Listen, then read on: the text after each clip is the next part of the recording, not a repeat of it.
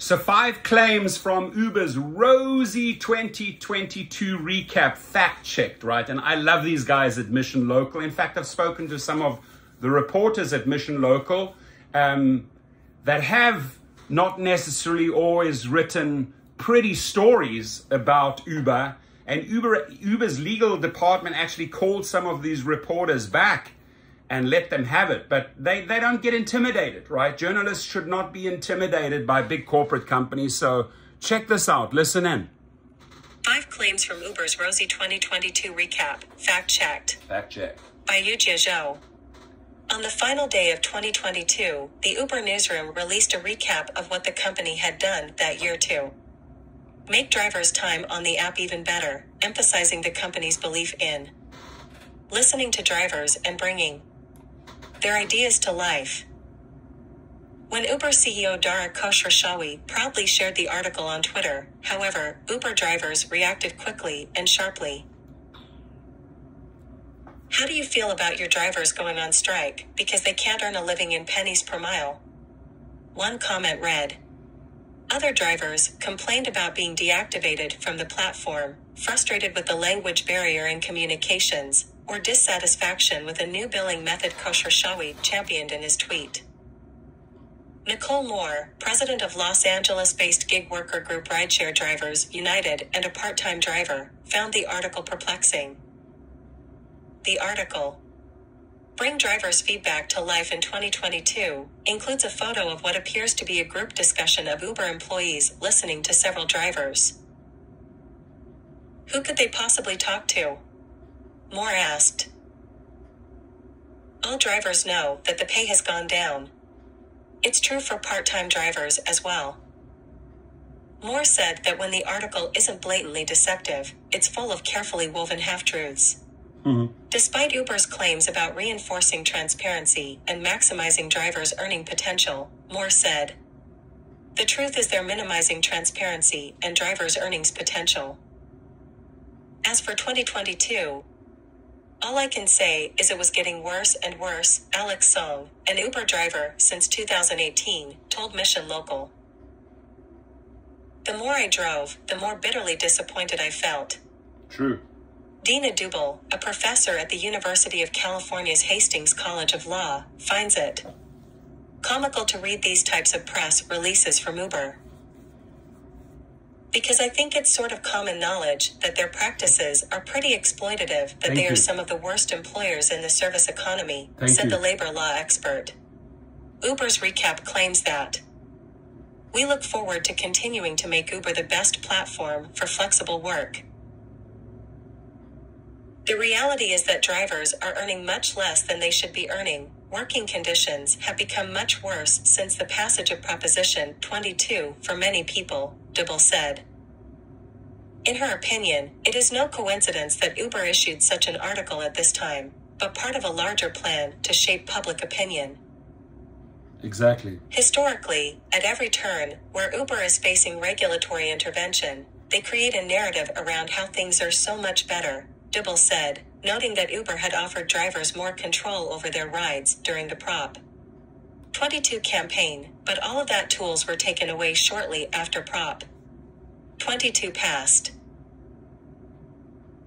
Right now, Prop 22 is in the appellate court, awaiting a verdict, which will be rendered by mid-March. They're trying to influence how the judicial system thinks about the work that the drivers do, and the kinds of labor conditions that the drivers are experiencing, she said. An Uber spokesperson declined to offer a comment on critics' issues with Uber's claims.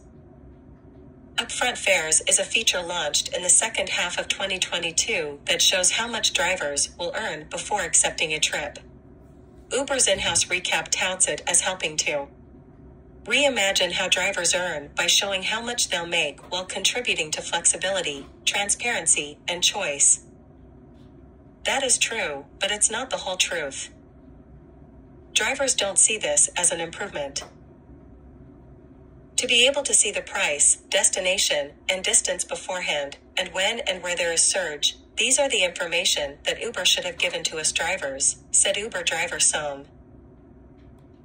Uber claims to be in partnership with us, so we have the right to know all these information. Exactly. Not only that, for many drivers, upfront fares actually turned 2022 into a nightmare. Upfront fare sounds awesome, but it is not what it says, said Moore. Exactly. This is a normal war is peace, George Orwellian sort of framing. As sad as it is, before upfront fares, we had a rate card, which said how much we would earn per mile, and how much per minute. But nonetheless, those rate cards disappeared with upfront fares, she added. I think it's quite clear from my own research that workers had been very unhappy with the move to upfront pricing, said Dibble. Without a guaranteed pricing formula based on a fixed rate per mile and per minute that once determined a ride's revenue, Uber's pay algorithm has become a black box and seems like a way to control drivers, where they have no idea what's happening or not happening, and they have no power. In Dibble's conversations with drivers, Uber's move to upfront fares actually became the biggest complaint. Drivers felt like their wages were slashed, and they didn't understand anymore how the base fare was determined, she said. The opaque upfront fares, many drivers said, often results in trash trips or trips not worth the bother. In some cases, the compensation reported in upfront fares is even lower than the prescribed minimum under rate cards at less than 50 cents per mile. When this happens, driving is basically volunteer work, said Moore. A Reddit post concerning upfront fares said, "This is a very dark hole that you can go down, but it really makes me realize the power Uber has now over its drivers." Very true. In 2021, California passed legislation requiring rideshare companies like Uber to conduct 90% of its trips in electric vehicles, EVs, by 2030. In the recap, Uber also talks about its efforts to help drivers access EVs, including a rental partnership with Hertz that enables drivers to rent a Tesla.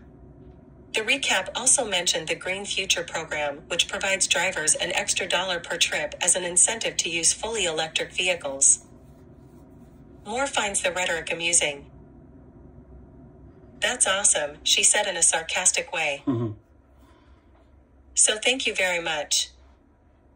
For her, the "Rent a Tesla for $334 per week" ad is a castle in the air. Way more than that.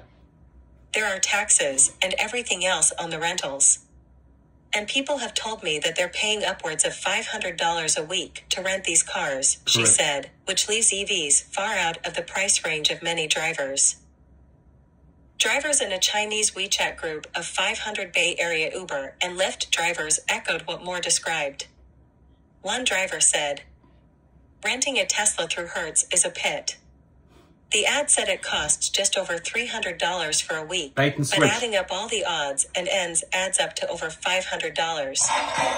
Another said, "I rented one for a week and it was more than $600. I'd rather just buy one." The $1 per mile awarded by the Green Future program might also be a shell game. Uber may simply be redirecting the money saved from drivers' pay cuts to this subsidy.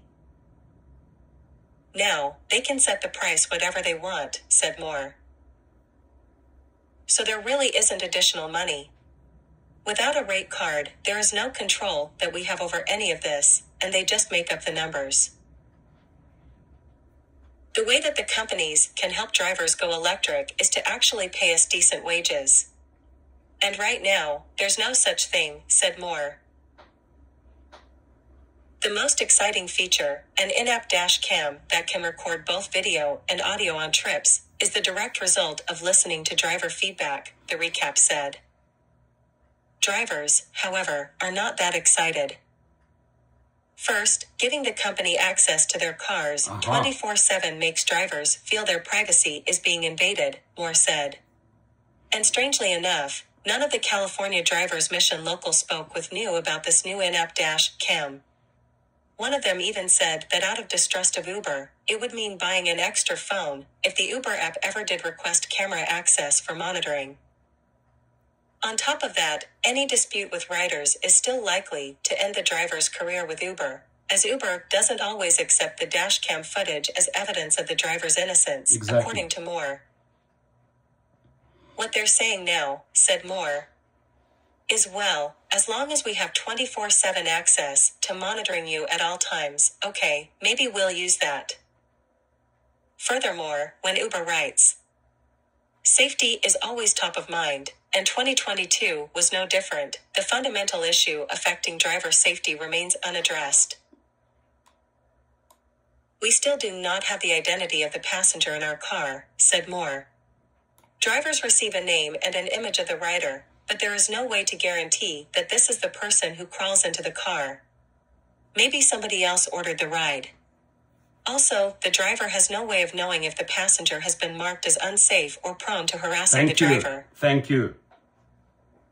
In 2022, we introduced an in-app feature that makes it easier for drivers and couriers to dispute an eligible account deactivation, the recap said.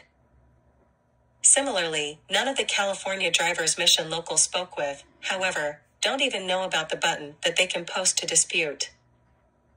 On top of that, to Moore, the phrase sounds like a subtle play on words. To me, that's absolutely meaningless, said Moore. What is an eligible account deactivation? And who is the judge and jury? There's absolutely a deactivation appeals process that's controlled by the company. GigRocket. Deactivation remains a nightmare for most drivers, or, as Moore called it, a company-controlled kangaroo court. Often drivers have no opportunity to defend themselves and find the system stacked against them. Come to gigrocket.com.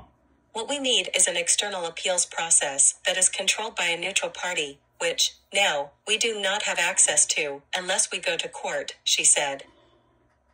The Uber article reads, this year, we also revamped and simplified drivers' earnings statements so drivers can clearly see how much customers paid.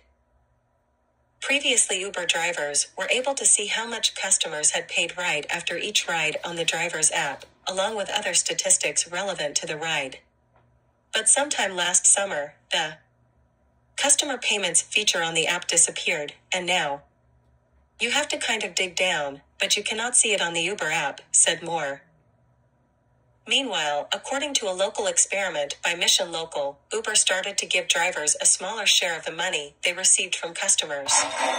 Uber drivers kept 49.5% on average, marking a 6% drop from 2021. Even more than that. What Moore has observed echoes this trend. Unlike a traditional cab fare, Uber drivers' share of the money seems to be gradually decoupled from the amount of money paid by the passenger. They have continued to reduce the amount of the fare that drivers receive, she said. When I started with the company, I was guaranteed 80% of the fare. At this point, people are getting 50% at the most. Less than 50. And honestly, I've even seen lower than 20% of the fare. Reporter. Yu Jie Zhou is our newest reporter and came on as an intern after graduating from Columbia. Listen, I want to say something to this new intern, this reporter. You are remarkable, lady. Her name is Yu Jie Zhou. I hope I pronounce it right. Your reporting is impeccable. You nailed all the points. You articulated them exactly as the drivers feel, right? And this is a masterpiece for 2023, right? So I think you're going to be involved in amazing journalism. I got to say that the people at Mission Local, I feel I respect them so highly, right? Because they are not afraid. Again, you should never, ever be afraid to tell the truth. Even if they come back and attack you and send their attorneys and warn you, blah, blah, blah. Keep on doing what you are doing, Mission Local, because it is working. This is phenomenal reporting, Uzi, and you should be proud of yourself. You should be absolutely proud of yourself for writing this. I thank you. The drivers thank you. The gig world thanks you for speaking the truth. Keep it coming, and don't stop. Thank you again. Your comments, please. Everyone's comments, please. What do you think about her piece? To me, it's a masterpiece. I'll let you comment below. Thank you.